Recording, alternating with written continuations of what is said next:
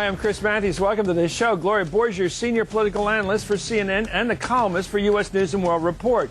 Howard Fineman is senior Washington correspondent for Newsweek. Cynthia Tucker's editorial page editor of the Atlanta Journal-Constitution. And David Ignatius is a Washington Post columnist and the author of Body of Lies, the bestseller that's now a brand new movie out this weekend. First up, the world markets are in crisis. The Dow dives at a stomach-turning pace. The credit crisis is causing businesses around the country to freeze up. If history's a guide, this should mean a big political trade-off this November.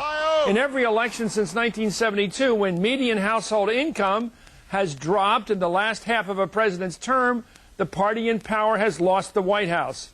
And since 1980, when unemployment has gone up in the election year, the party in power has also lost. But even though history is with Obama, like every candidate, McCain has to believe he can win somehow. He's not ducking the issue. We have to get this economy turned around, and we have to get it turned around immediately. You know that. I know that. Every small business in America knows that. Failure is not an option. Failure is not an option that we'll have. But Obama is so confident of a political turnover, he's taking his pitch even to Republican strongholds like Indiana. Here in America, our destiny is not written for us, it is written by us. We make the decision about how we are going to move forward.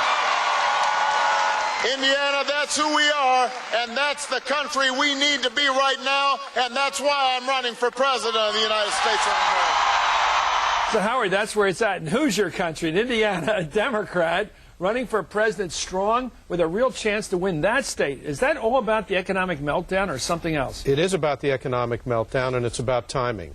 John McCain is stuck trying to prove to people that he understands the problem.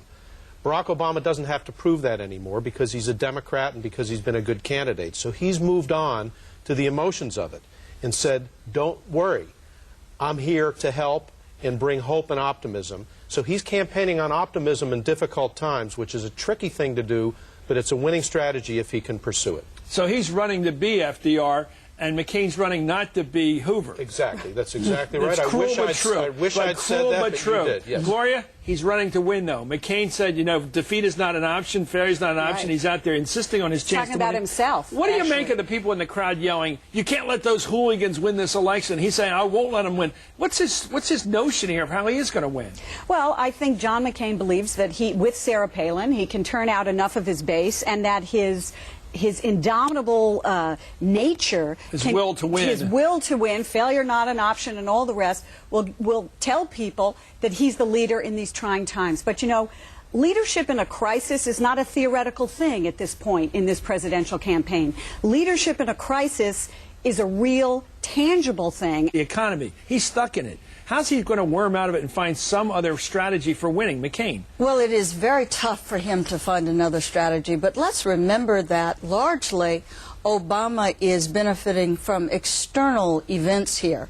Obama didn't cause the meltdown on Wall Street, but he is certainly benefiting from it. That was beyond his control. So McCain still has the hope that some external event will come along that will benefit him. If there's some major foreign crisis, indeed foreign policy, his strengthened foreign policy will benefit him.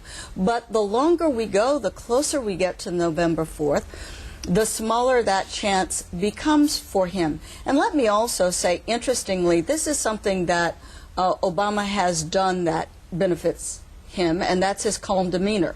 For the longest time, Democrats worried about that. He's too cool.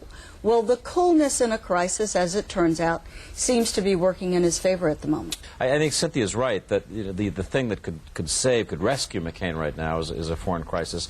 But be careful about that. Again, as Cynthia was saying, the Mr. Cool persona of Barack Obama, the guy who's unruffled in crisis, seems to work pretty well. The last time McCain's numbers really went up was when Russia invaded Georgia. If something happened disastrously in the world, if Pakistan blew up, McCain would have a very tough, excitable response. But I do think you have to ask yourself, in this environment, would that work for him as well as it would have a month ago, 6 months ago? I'm not so sure it would. Yeah, the economics are so big. But let's take a look at one of the keys for Obama right now. Ever since LBJ, Democratic candidates have not won a majority of white voters. Look at this. Bill Clinton got 43% of whites even when he had that big re-election win in '96. Al Gore got 42 in the year 2000. John Kerry got 41 last time. Obama was under 40 for a while, but as the financial crisis has grown, Obama's been inching up with white voters. In the new Time magazine poll, he's at 43%. In the new Newsweek poll just out Friday, he's at 46, 3 points higher than the number Clinton got when he won that big victory in '96. It's working. So does this mean that the guy out there who's tough on cultural change, on ethnic issues, on race even, is willing to say, damn it, I'm not sticking with the Republicans, I'm going with this new guy? It sure looks that way. If that person was an independent voter. I think if that person was a Republican, I'm not so sure they're going to get convinced to vote for Barack Obama. But I do believe that people are mad. It has a lot to do with the party that was in power. Barack Obama is the outside guy, no matter what color he is. I'm not sure just a moderately bad economy, which we had back in the summer and the spring, would have been enough to get Barack Obama 43 or 46% of white voters. But he's also now, enough whites have been exposed to him that they see a reasonable guy. I was surprised that Obama's favorability ratings and poll numbers went up so much after the first debate, because I thought he did okay in the first debate, but not great. But apparently some white voters had believed he'd be this irrational guy, you know, angry, defensive.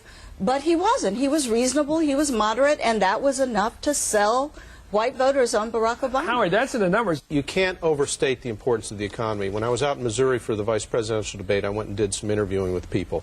And those classic white Missouri swing voters.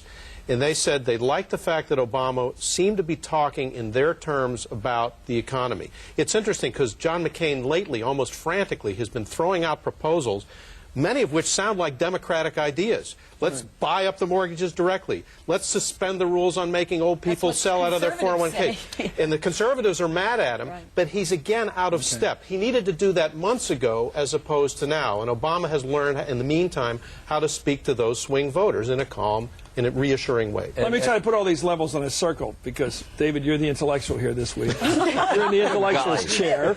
A giant circle surrounds this campaign. The giant widest circle is the state of the economy. It defines everything within it. Within that circle is a narrower circle called the campaign, and then in the election campaign. And within that are the debates. I will argue that the outer circle defines this election for anybody challenging the incumbent, in this case Barack Obama. That inner circle, the debates, has also really helped him with his charm, his calm demeanor. So he's winning it from the personality inside of this campaign, and he's winning from the outer context as well. The American people have really had a chance to get to know Barack Obama, finally, you could argue, in these first two debates. And I think his strategy has really been smart. In the first debate, he was careful, he was respectful, he treated the older men, you know, with the kind of respect that Americans like to see. There was some criticism after that first debate. He was a little too flat, you know, he's too Mr. Cool, but he was very smart. Because in the second debate, he stepped on the accelerator more. He was extremely clear. I mean, the most clear and succinct explanation of what this $700 billion rescue package is the one that Barack Obama gave in the second debate, I think. He was very clear in explaining what's wrong with McCain's health care plan. American people are frightened. They don't know what's happening. And I think having someone, you know, the professorial Barack Obama, if you will, explain to them what's going on, what we're going to do about it, why this isn't the end of the world, I think is the heart of what he's really offering a relief from President Bush. He's offering a relief from incoherence, from inarticulate, sort of botched syntax. I mean, I think the American people have gotten sick of that. And the nastier McCain got towards him, particularly in the first debate, the calmer Barack Obama got. As we count down the final weeks, each week we've been asking the Matthews Meter 12-hour regulars who won the week. So we asked them again, which guy, Obama or McCain, won this past week? And Obama takes this week 11-1. Howard, you and Gloria both said Obama. Look at that, 4 in a row. Well, for the reasons we've been discussing. And let's talk about the theatrics of the second debate. It wasn't only Obama's clear explanation to that questioner about why the rescue package was a good idea, why it might work, but also he dominated that town hall when he walked out to the middle of the stage there and said to John McCain, in effect, you say I'm green behind the ears, that I'm inexperienced. But I'm not the one who sang bomb, bomb, bomb Iran and suggested we obliterate North Korea and say on to Baghdad. And I thought that was a key moment, just as David said, where Obama stepped on the accelerator and showed a kind of domination of the guy without being disrespectful. Let me start with you on the final question for this segment. No matter what happens with the magic that we can get on the economy, getting the market back up a couple thousand points before the election, maybe. Now, even if that happens, is the economy going to dominate election day thinking? Absolutely. Howard? Oh, no question. We go to vote, Yes. we're thinking the economy. Sure. Cynthia? Absolutely. Unemployment is still inching up. Even if the Dow recovers some, ordinary folk, people on Main Street, are still hurting. And it's coming worse. You know, the awful truth is the bad times for most people are just beginning. We're just hitting the point where the pain begins. Before we break